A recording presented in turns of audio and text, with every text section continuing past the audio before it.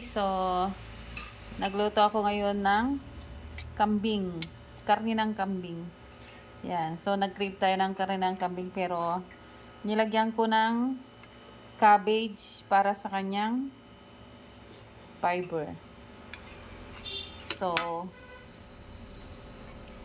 ano ito?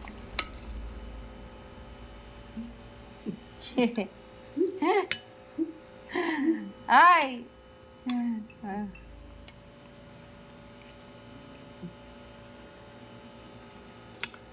Yan.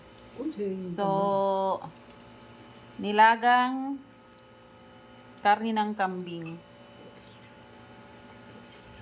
Putsiro, pwede bang yan, no. So, ito na yung magiging fiber ko. Yan.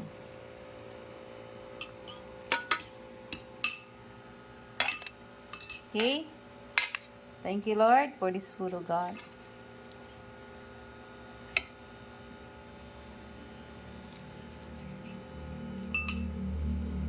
Yan. Ayoko ng as much as possible kasi ang gusto ko yung purong laman. Yan. So, purong laman ito ng karni ng kambing. Wow, nakakaano. Yan. Okay.